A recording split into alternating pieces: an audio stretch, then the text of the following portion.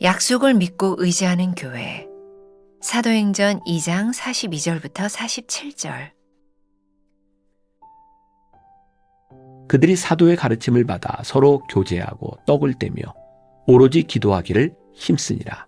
사람마다 두려워하는데 사도들로 말미암아 기사와 표적이 많이 나타나니 믿는 사람이 다 함께 있어 모든 물건을 서로 통용하고 또 재산과 소유를 팔아 각 사람의 필요를 따라 나눠주며 날마다 마음을 같이하여 성전에 모이기를 힘쓰고 집에서 떡을 떼며 기쁨과 순전한 마음으로 음식을 먹고 하나님을 찬미하며 또 온 백성에게 칭송을 받으니 주께서 구원받는 사람을 날마다 더하게 하시니라. 교회는 모이는 일과 흩어지는 일에 힘써야 합니다. 교회가 최우선으로 해야 할 일은 모이는 것입니다. 모이지 않고는 어떤 일도 할 수 없습니다. 그러나 교회의 목적은 흩어지는 데 있습니다. 교회는 힘써 모여 예배하며 말씀으로 훈련해야 합니다. 그리고 흩어져서 복음을 전해야 합니다. 초대교회는 작은 공동체로부터 시작되었습니다.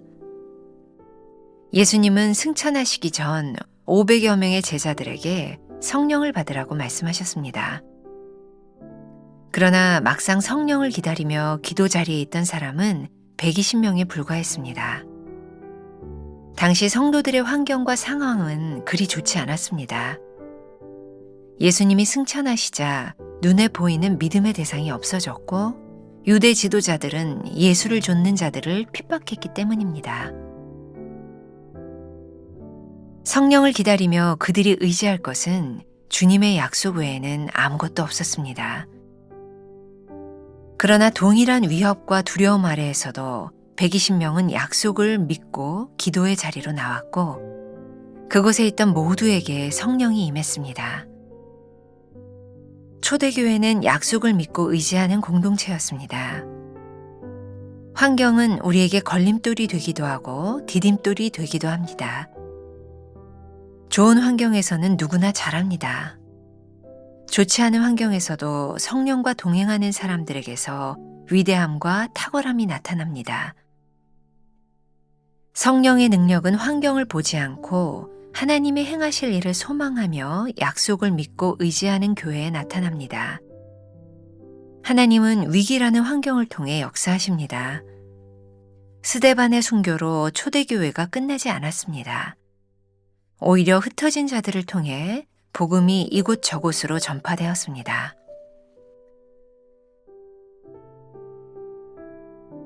나는 약속을 믿고 의지합니까? 나를 흔들리게 만드는 환경과 상황은 무엇입니까? 흔들림 없이 예배와 기도의 자리로 나아갑니까? 오늘은 6월 3일입니다. 약속을 믿고 의지하는 교회. 1일부터 시작해서 계속 선교와 교회에 대한 이야기를 하고 있습니다. 2023년 저는 3, 4, 5, 6 계속해서 교회에 대한 설교를 했습니다. 그리고 오늘 읽은 본문 말씀 사도행전 2장 42절부터 47절까지의 본문을 가지고 계속해서 6주 동안 여러분들과 함께 말씀을 나누었어요. 저는 교회에 대하여 할 말이 참 많은 사람입니다. 제가 젊은 목회자들을 위한 어떤 세미나에 갔을 때 굉장히 의외의 질문을 받았어요. 어떤 젊은 목회자가 그런 질문을 했어요. 목사님은 나중에 마지막 딱 한 번의 설교를 하게 된다면, 한 번의 설교를 남겨놨다면 어떤 설교를 하시겠습니까? 짧은 순간 나는 어떤 설교를 할까 생각해 보니까 저는 교회에 대한 설교를 할 것 같았어요.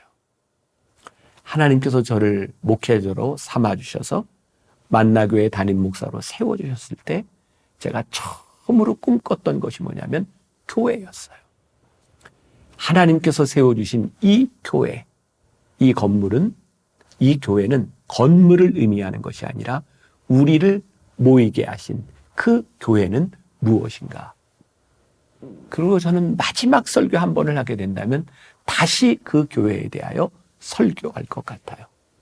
왜? 하나님이 우리를 교회로 불러주셨으니까. 제가 제일 많이 했던 말이 그런 말이죠. 모이는 교회와 흩어지는 교회. 저는 또 이야기하고 또 이야기하고 또 이야기해도 부족함이 없다고 생각해요. 제가 교회의 목적은 흩어지는 데 있습니다.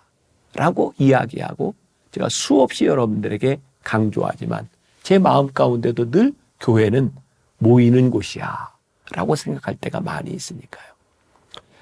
교회가 모이는 공동체가 되는 것이 틀린 것은 아니지만 모인 공동체가 흩어지지 않는다면 교회의 사명을 감당할 수 없기 때문이죠. 결국 이 교회라고 하는 말과 선교라고 하는 말은 굉장히 중요한 동일선상에서 이해해야 되는 것이죠. 왜? 하나님이 교회를 선교 공동체로 부르셨기 때문에 교회는 필연적으로 복음을 가지고 흩어져야 되는 것이죠. 오늘 우리가 다 떨어져서 오늘 이 말씀을 듣고 있지만 우리들 모두는 이 시간 다 교회인 것이죠. 우리들이 다 떨어져 있지만 우리는 말씀을 함께 듣고 있는 모이는 공동체인 것이에요. 왜? 우리들이 말씀을 듣고 하나님의 숨결을 느끼며 흩어져서 우리들이 복음을 전하는 공동체가 되기 위한 것이죠. 자, 두 번째 문단에 초대교회는 작은 공동체로부터 시작되었습니다. 지금은 은퇴한 릭 오렌 목사님이 목적을 이끄는 교회라는 책에서 그런 글을 썼던 기억이 나요. 사람들은 대형 교회를 바라보며 큰 교회를 바라보며 이런저런 이야기를 합니다. 그러나 이 세상의 어떤 대형 교회도 어떤 교회도 개척교회부터 시작했다는 사실을 잊지 마십시오. 교회는 규모가 크기 때문에 교회가 아니라 하나님을 믿는 사람들, 그 믿음의 공동체가 모였기 때문에 교회이고, 오늘 이 교회에 얼마나 많은 사람들이 모이느냐가 힘이 아니라 여기에 모인 사람들이 무엇을 하느냐가 힘이라는 이야기를 제가 자주 합니다. 365 영혼의 만나라는 책에 보면 이런 이야기가 나와요. 스파르타에서 나온 유명한 이야기인데, 스파르타의 왕이 자기 나라를 방문한 이웃나라 군주에게 스파르타의 성벽을 자랑합니다. 그런데 그 군주는 주위를 아무리 돌아보아도 성벽을 찾을 수가 없었습니다. 그가 스파르타 왕에게 당신이 그렇게 자랑하고 있는 성벽이 어디 있습니까? 라고 물었을 때 스파르타 왕은 자기의 훌륭한 군대를 가리키며 이 사람들이 이 국가의 성벽이며 모든 사람들은 이 성벽을 이루는 벽돌들입니다. 라고 대답했다고 해죠. 저에게는 그런 꿈이 있어요. 누군가 여러분들에게 당신의 교회는 어디입니까? 라고 말할 때 여기 이 사람들이 교회입니다. 우리와 함께 믿음의 공동체를 이루고 있는 이 사람들, 그리고 이 사람들이 무엇을 하는가? 예수님께서 부활승천하실 때에 500여 명의 제자들에게 성령을 받으라 라고 말씀하셨는데 실상 그 자리에는 120명의 문도밖에는 남아있지 않았어요. 여러분, 교회는 500명이 이루었던 것이 아니라 하나님의 약속을 기다리던 120명의 문도로부터 교회가 시작됩니다.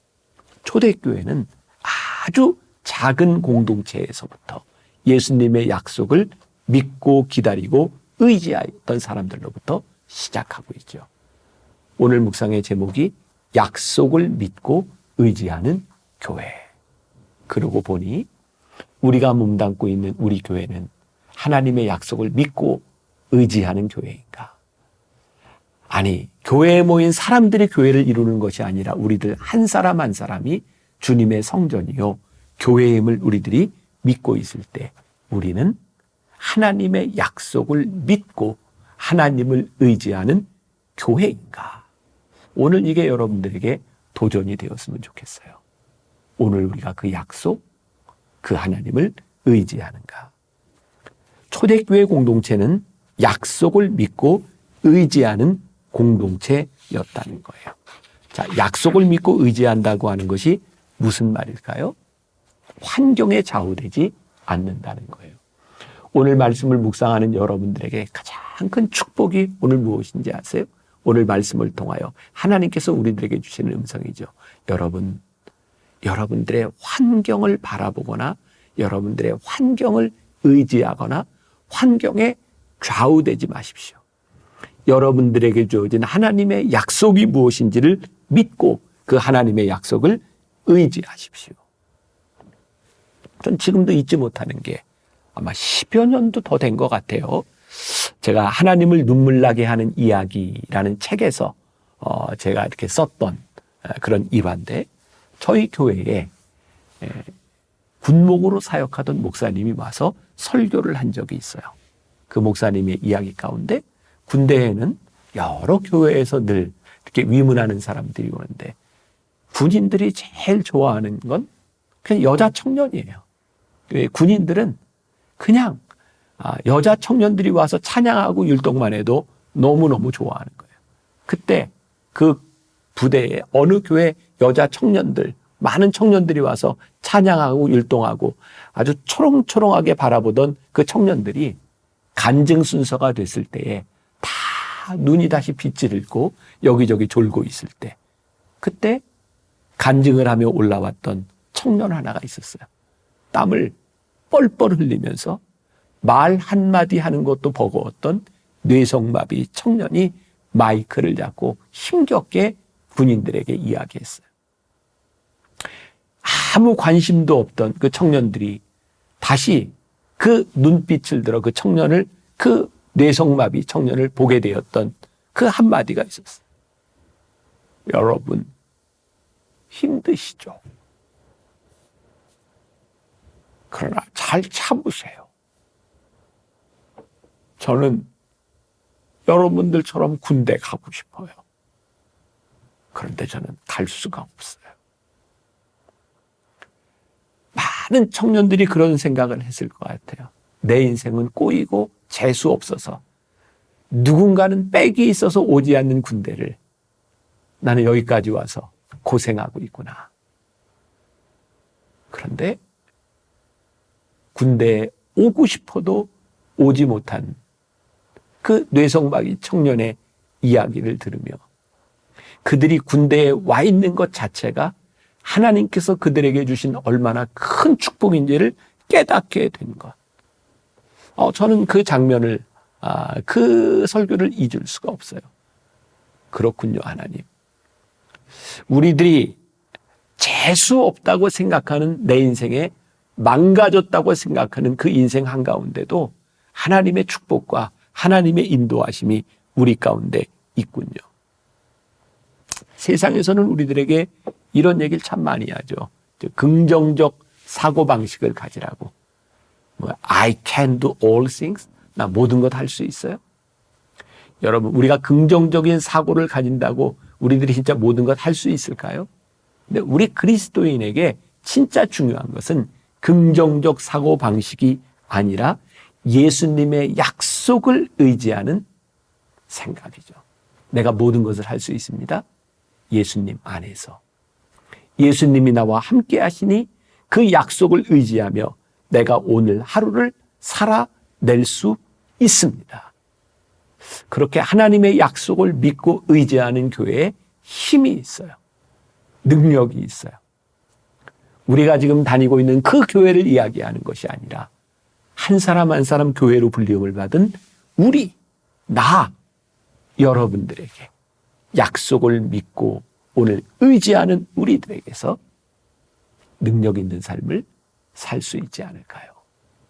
오늘 여러분들 하나님의 약속을 붙드는 하루가 될 수 있기를 주님의 이름으로 간절히 축원합니다. 기도하겠습니다. 하나님의 약속을 바라봅니다. 하나님을 의지합니다. 우리들이 말로는 쉽게 이렇게 되뇌이지만 그 믿음으로 사는 것이 쉽지 않습니다.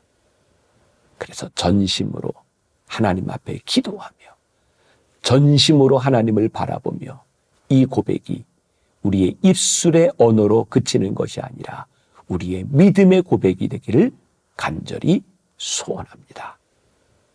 교회로 불리움을 받은 우리 한 사람 한 사람이 흩어진 그곳 이곳저곳에서 교회로서의 복된 삶을 살게 하여 주옵소서.